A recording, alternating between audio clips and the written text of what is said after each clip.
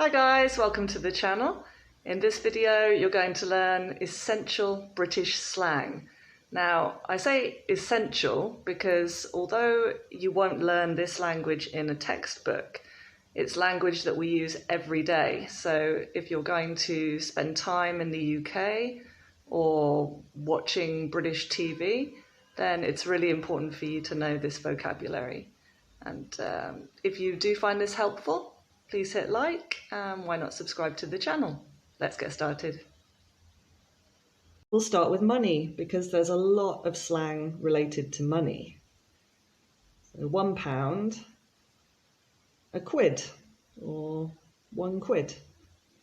£2, 2 quid. And notice that the plural of quid is quid, not quids. £10, 10 quid. £100, 100 quid. And down the bottom here, we've got 5 quid. Now, another way that we can talk about 5 quid is to say a fiver. 10 quid, a tenner. And it doesn't matter if we're talking about notes or coins, it's still a fiver if it's in coin form, or a tenner, it doesn't matter. Can you lend me a fiver? That bag costs a tenner. This language is really, really typical, so if you're in the UK, you will hear this.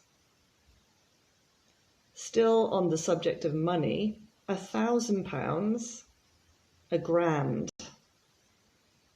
£2,000, 2 grand.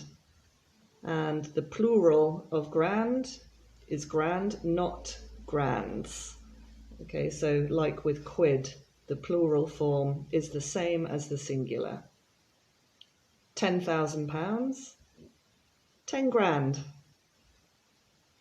The new computer cost me a grand. Now, we can also use the capital letter K to refer to 1,000. So we can say 2K, 10K. The lottery winner won 150K. So a couple of ways to talk about 1,000. Cheers. Now, this deserves a special mention because cheers is very, very typical in English and it has more than one use.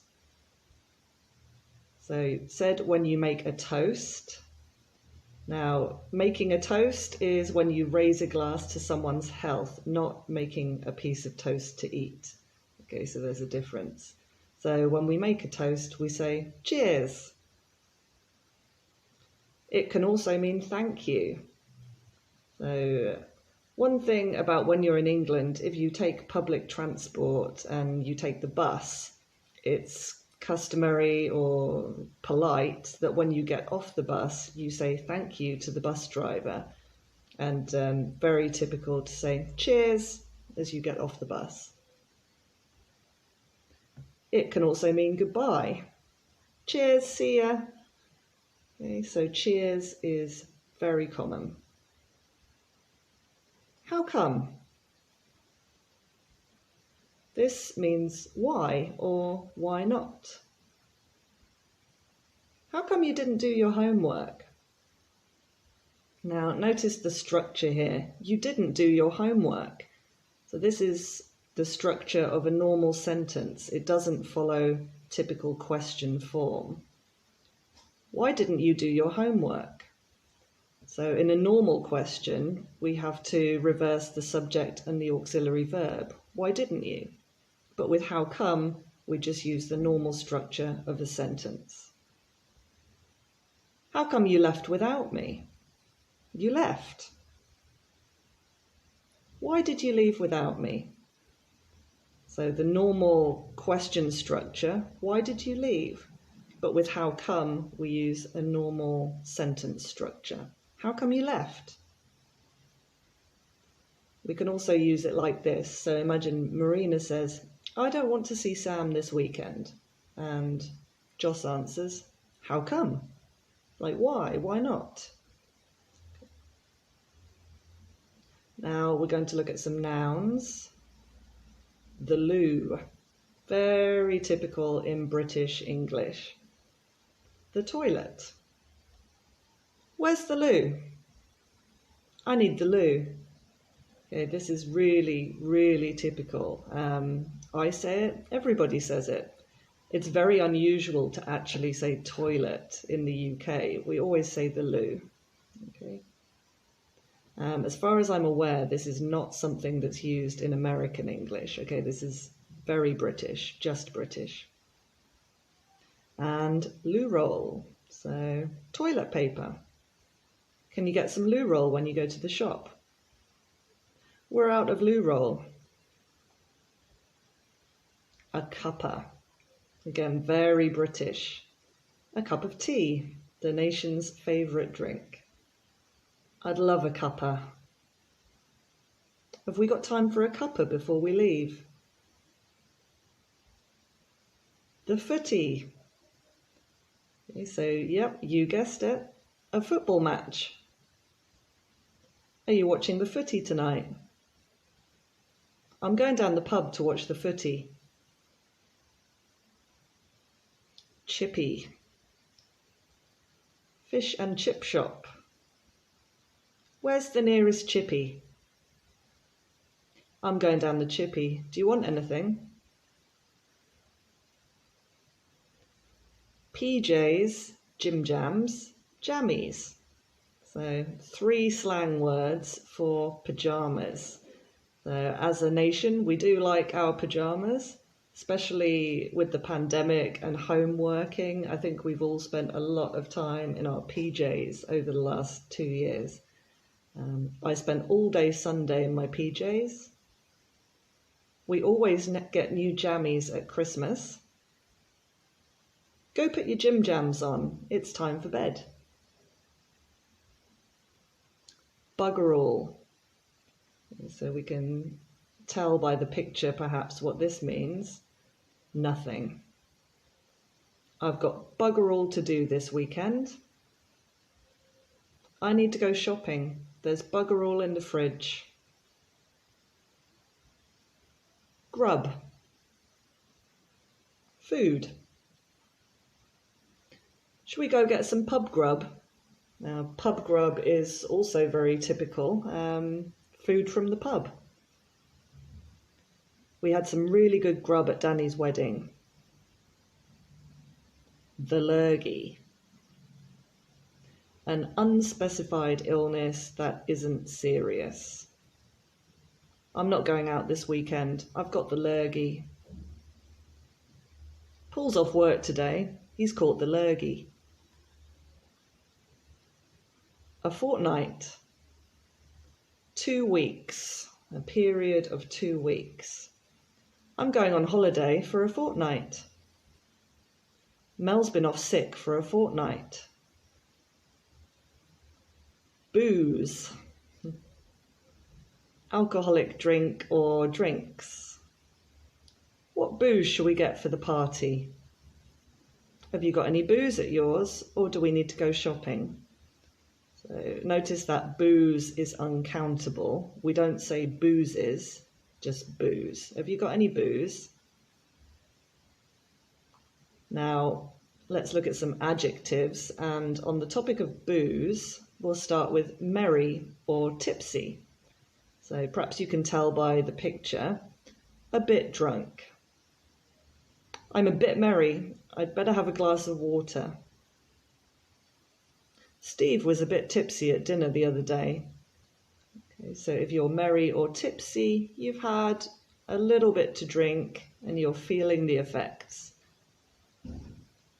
Wasted or pissed. So this is next level, very drunk. Alison got absolutely wasted at the Christmas party. I need to go home. I'm totally pissed. Knackered. Very tired. I've been working all day. I'm absolutely knackered. I'm too knackered to do anything. Chuffed. Very happy. I got the job, I'm well chuffed. Now notice here we can use well like very. So it's like saying I'm very chuffed, I'm really chuffed, I'm well chuffed. And you can use it with other adjectives as well. So you could say I'm well knackered. Kate's absolutely chuffed with her exam results. Gutted. Very disappointed or upset. I failed my driving test, I'm absolutely gutted. Ryan's feeling pretty gutted at the moment. His girlfriend broke up with him last night. Minted or loaded. So 2 slang words here. Very rich. He won 40 million on the lottery. He's absolutely minted. Kim must be loaded. She's always buying designer clothes. Wee. Small. Should we go for a wee drink after work? What a cute wee kitten. Nippy. Cold. It's a bit nippy today. Don't forget your coat. It's quite nippy out today. I'm going to take my scarf and gloves. Rank. Now you can see from the pictures there are 2 meanings here. We've got the first one related to food and the second to smell. So a disgusting taste or smell is rank. Ugh, this food's rank, don't eat it. That candle smells rank. Dodgy. This is a favourite. A dishonest person or business, or a potentially dangerous place or situation. That car dealer's a bit dodgy. I wouldn't buy anything from him. So it's like saying you can't trust that person. They're a bit dodgy. That area's a bit dodgy. I wouldn't go there at night. So to refer to a dangerous area, a bit dodgy. NAFF. Now you can probably see from the picture what NAFF is.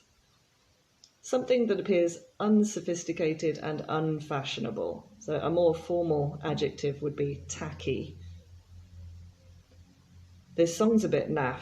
Can you switch stations? So we've got a naff song on the radio and we want to change the station. The new uniforms are a bit naff. I think a lot of us have been in this situation. If you've ever worked in a supermarket, which I have, when I was doing my masters, I worked at Sainsbury's and I did think the uniform was a bit naff. Skint. Without money. I can't wait till payday. I'm absolutely skint. I need a new job. I'm sick of being skint all the time. Now let's see some verbs. To faff around or fanny around. Now if we look at the picture we can see this guy, he doesn't really know what he's doing. So to dither would be the formal verb. To behave in a disorganised, unproductive manner. Stop faffing around and do some work. It's a bit like stop wasting time. Stop fannying around and let's go. You know, when you're about to leave and you're just wasting time, you're looking for your keys, you're deciding what to wear, and you say, stop fannying around, come on, let's go.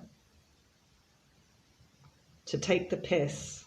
This has 2 meanings. So the first one you can see in the picture, to mock someone or something. So this is to make a joke about someone.